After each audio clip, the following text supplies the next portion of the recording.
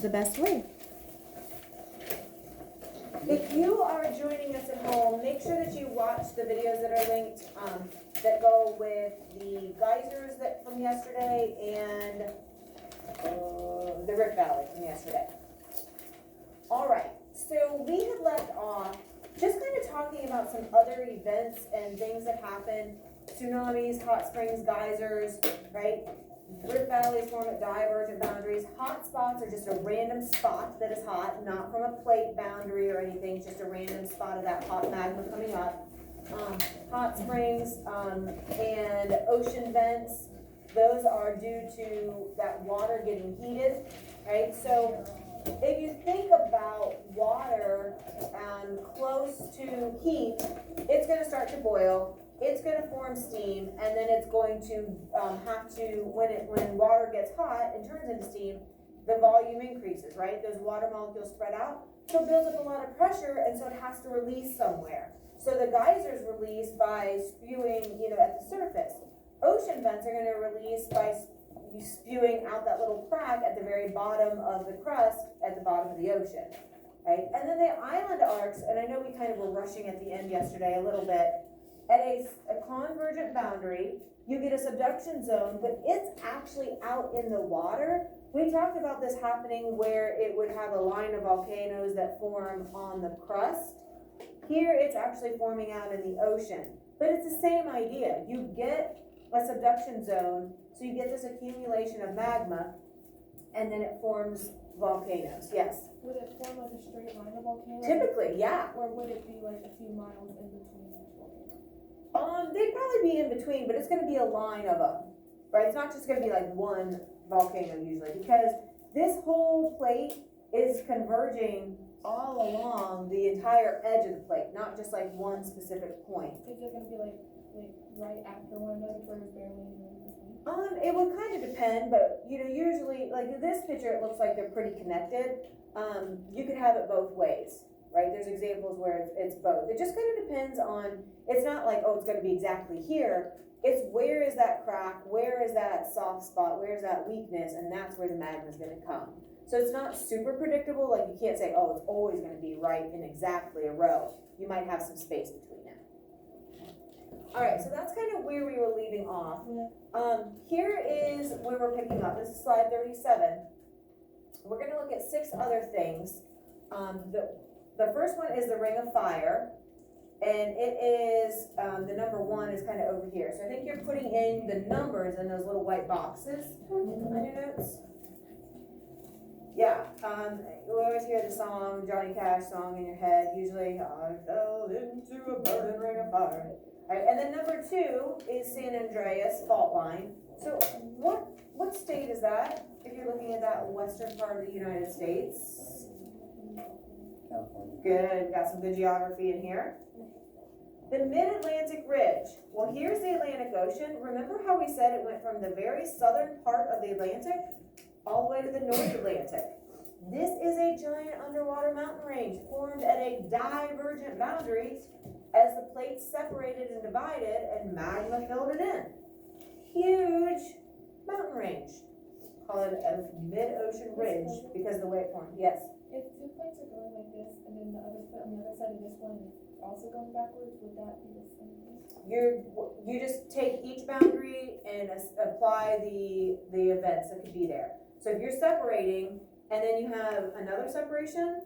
And then like the 2 separations are going like this. Yeah, so that's what happens all the time, right? That's what we were looking at, that subduction zone. Because of seafloor spreading, dividing those plates, when it hits the continental crust, you get a convergent.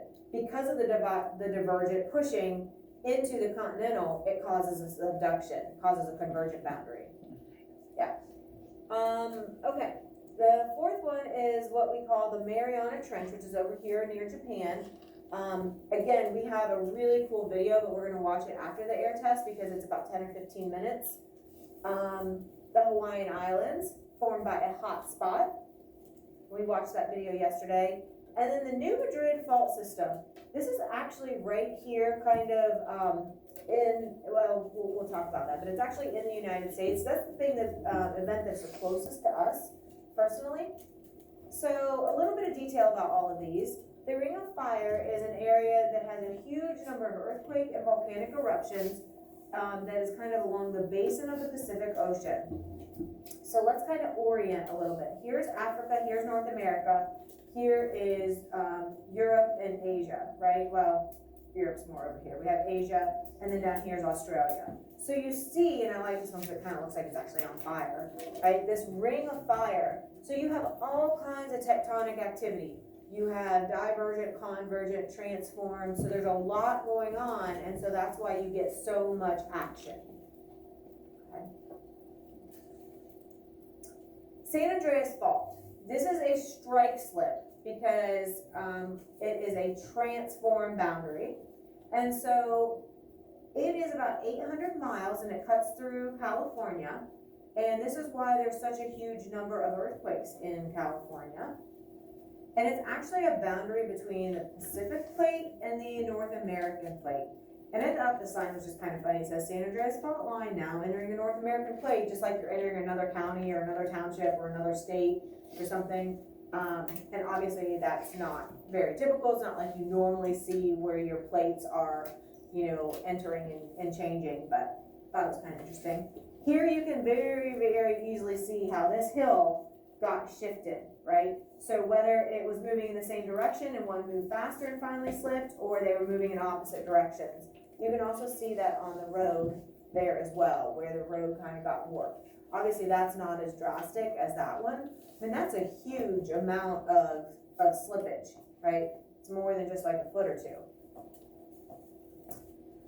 The Mid-Atlantic Ridge. So again, this is that underwater mountain range. We call it a ridge because of the way it formed, with that magma coming up, getting cool, getting hard, forming that new ocean crust, and then it just kind of still continues to kind of pile up right there in the middle until you get basically a mountain range. 10,000 miles. So from the Arctic Ocean,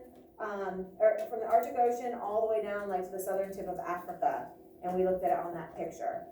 And again, this is formed from a divergent boundary, and we have uplifting where the thin ocean crust the magma kind of bubbles and pushes up, and then the magma fills in those cracks and gaps.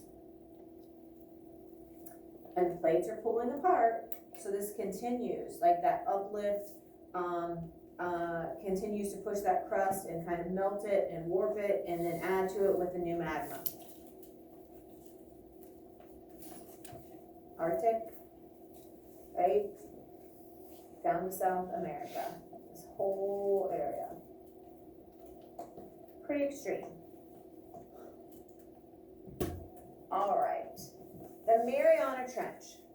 This is in the Pacific Ocean, real close to the coast of Japan. There's an arrangement of about 14 islands. They're called the Mariana Islands. And so this trench is called the Mariana Trench. It is the absolute deepest part of the ocean and the entire Earth. We've never found anywhere deeper on continental crust. Right, so here's something a little dramatic. Mount Everest is the tallest point on Earth, so it's about 29,000 feet above sea level. If we would invert that, so like flip Mount Everest upside down, there would still be about 7,000 feet from the upside down tip of Mount Everest till you reach the bottom of that trench. That's ridiculous. And so here's what it kind of looks like. Oh, hold on, we'll see the picture in a minute. And this was created by an ocean-to-ocean subduction zone at convergent plate boundaries. So typically you think, okay, you're forming a valley or a trench, it's because you pull apart and there's a big gap. Well, think about this. If you have oceanic and oceanic crust, they're both pretty thin, they're both really dense. It's like a battle. They're equally dense, so they're just gonna keep pushing and pushing and pushing and pushing and pushing and pushing and pushing and pushing until they keep pushing all the way down. And then look at kind of like the shape of my arms, right? I have this big trench that's formed. So they hit, they're equal, they keep pushing and fighting and fighting and fighting and fighting and fighting and fighting until you get this big trench that's formed. And so this one I think is probably the easiest to kind of get confused, and you think, oh, divergent, pull apart, you get a big opening. Well, Actually, it's the opposite, it's a convergent boundary. So here you have, Mount Everest. If you like would flip it upside down, you'd still have this much more to go, which is about 7,000 feet. Here is where the Titanic was found, which was about 12,000 feet. So if any of you have ever seen the movie Titanic, it looks like it is super deep, and it was, in relation to most depths of the ocean. But then it's like over double that for how high Mount Everest would be if you flipped it upside down and put it in. And then you still have about 7,000 more meters to go. Okay. So very, very extreme subduction zone at a convergent boundary out there. Okay, so here's the Hawaiian Islands, right? So here we have the United States. It's kind of smack dab in the middle of the Pacific Ocean. Has anybody ever been to Hawaii? Yeah? Oh, I thought that was me. All right, so the Hawaiian Islands are a chain of volcanic islands that were generated as from that hot spot, right? So we saw in the video yesterday, like the hot spot might be like right here. And then the plates are actually moving, and they're kind of moving in a northwestern direction. And we know that because we can date this rock on these islands, and this is the oldest, this is the youngest, and this is the one that's still growing. As soon as it leaves that hot spot area, it's not gonna get any new fresh magma, and so it's not gonna grow anymore, right? And that video showed that, I think, really well. And there is a question from an old air test that is similar. It asks about this, and we'll take a look at that as we get closer to the test time. Okay, this is the largest and most isolated chain of islands in the entire world. So there's lots of islands, but most of them typically are a lot closer to like a main body of land or a mainland. These are definitely very isolated, very on their own. And so it's not from a plate boundary action, it's just a random hot spot. So there's an accumulation of magma at that spot, and it has kind of melted the crust, and the crust is softer, and that magma is able to come up. Yes? No? Okay. All right, hopefully that video showed that really well yesterday. I think it's a real good visual. I like that one a lot. Okay, so here is what is most affecting us, potentially. This New Madrid Fault System, or NMSZ, it's a really weird name.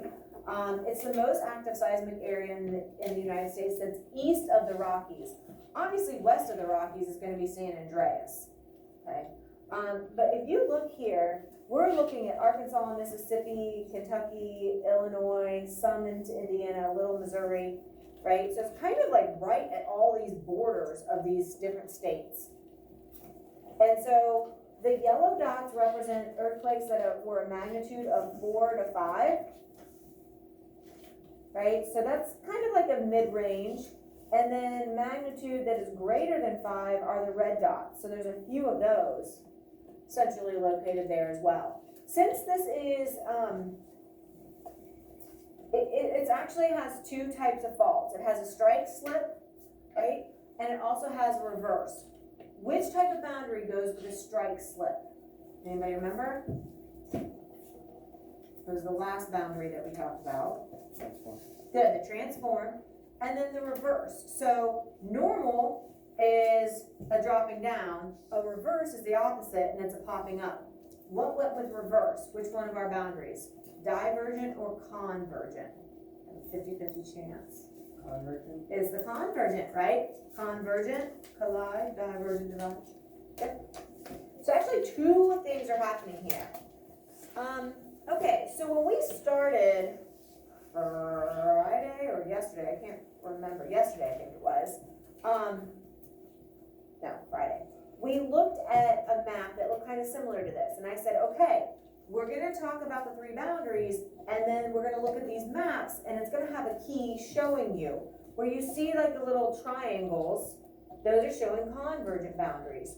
Where you see arrows pointing away, like here, you're seeing divergent boundaries, and visually, totally makes sense, right? And then the transform boundary, it's kind of like It's a weird little shape. I wish they would pick something different, like circles or something, that'd be a lot easier. But they picked something that looks like this. It's kind of like a long, they make it kind of like this, like two little obtuse triangles sliding past each other, I guess. I don't know. I don't really like that boundary symbol, but you see it here, you see it over here, you see it there. So it's a little bit harder to pick out, but that's kind of like the universal symbol for transform. Now, if you look at a different map and it has different symbols, then obviously just follow those. But this is pretty common to see these little spikies, the arrows for divergent, and then that kind of, those big triangles for transform. Hello? I sure will, thank you. Bye. Emily, good luck.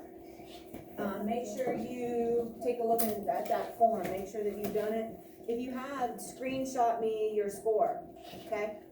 Hey. What? I'm talking to Oh, you. I thought you were talking to them. Oh my gosh, just go. Okay. Good luck. All right. So, we have some things marked. 1, 3, and 4, okay? So, what type of plate boundary is at number 1? So I'm looking for these symbols. So what goes with number 1, those symbols? Let's see. Who have I not heard much from?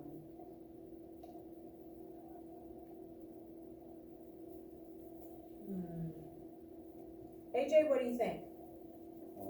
At number 1, I see this symbol. Which one of those is the best match? Tell me which boundary. Which type of boundary? Convergent, divergent, or transform? Convergent? So do you see like the little tiny triangle spikes? Oh, divergent. Divergent. Does everybody see that those are showing arrows pulling away? No. Right here and here, because it says look at position 1, so you're looking for the arrows pointing away. Yes, now I see. I didn't know. Yeah? They're kind of weird, like it is kind of awkward. So that is actually showing a divergent boundary. Now, let's orient ourselves a little bit. I see Africa, right? And there's Europe, and then I see North America and South America. What special feature could that possibly be showing? And I think that you actually had it, AJ. That's what you actually said for your first answer.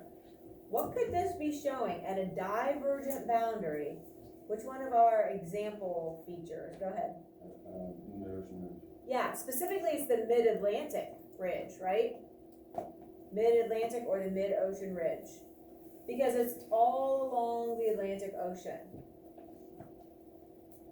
So you should be able to recognize, if you're looking at a map like this, you should recognize because of the key that this is a divergent boundary. And then in your head you're thinking, okay, things that go with divergent boundaries, and then hopefully you'd recognize this as the Atlantic, and that could possibly be that mid-ocean ridge formed from seafloor spreading. Okay, so we're gonna move to location number 3 over here.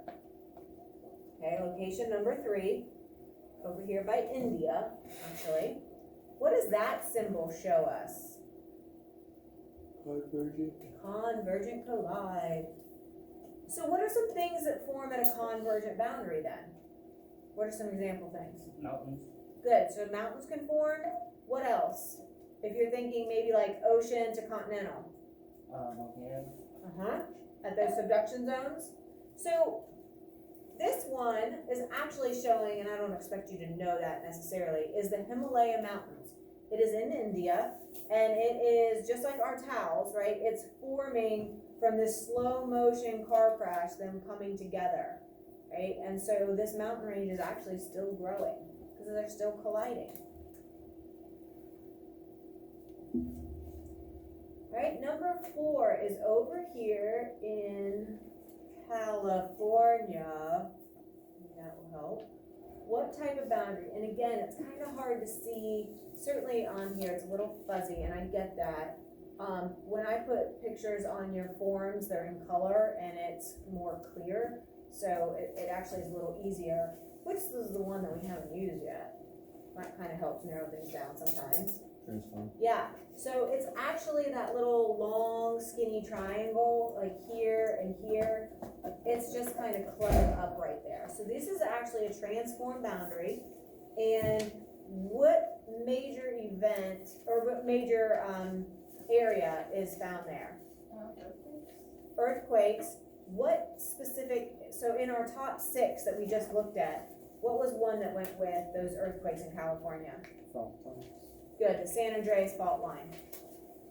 So this was just kind of giving you like the specific events that could be happening, or specific locations that could match these boundaries. Let's backtrack just a second. With the divergent, what is a type of fault? So think in your mind, pulling apart, what was the game or event that I said reminded me of the fault that goes with this? What could I play? And it made me think of this. Tug of war, right? So if I'm playing tug of war and pulling 2 parts, like pulling on a rope, Kaylin and I are pulling and she lets go, what's gonna happen to me again? Oh, I'm gonna fall back, right? So 2 plates are pulling apart and one lets go, the other's gonna drop down. What kind of fault does that show? A reverse, a normal, or a strike slip? Audrey? Good, the normal, because that's what you would normally, expect to happen there. So as we go to the convergent, think about a collision. What event did I say to think about? Like something that's fun and entertaining to watch, sometimes at fairs. What kind of game or event? A demolition derby, right? So if you have a demolition derby, a lot of times you're gonna get one car that's gonna pop up over the other, right? So which type of a boundary does this form? Is it going, what type of fault? Is it gonna be a strike slip or a reverse? Those are the 2 left. What do you think? Reverse. The reverse, right? Because divergent was normal, which is a dropping down, which is what you would normally expect to happen during tug of war. But then a reverse is going to be the opposite of dropping down. It's going to be a popping up. And that happens when things come together. So again, visualize what's going on in your head with those things, and that should help you remember. And then finally, the transform. The plates are traveling side by side. They strike, and then they slip. Right? So a strike slip goes with the transform. Okay. So here's how we know some of this stuff. Old ways, we studied magnetic characteristics of rocks. We studied volcanic and earthquake data, and some of our videos talked about that stuff. Some new methods, and they also mentioned this in some of the videos, use lasers and satellites to track through GPS, like, okay, this is where it was, this is where the plate is now. So they're tracking how much it's moved. And they record the plate movement, sometimes up to 12 centimeters a year. So remember, back in the first semester, I told you to pick one of your fingers, and that's like the width of, or the length of a centimeter. And so like for me, it was like my pinky finger. And so 12 of these is how much maybe it can move a year, that's a little bit high. Current data shows right now that Hawaii is moving west and north towards Japan at a rate of 8.3 centimeters, so 8. And then New England is moving at a rate of only like 1.7 centimeters.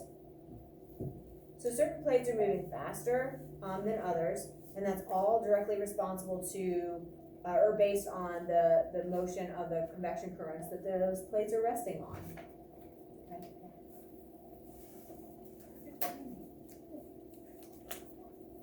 Okay.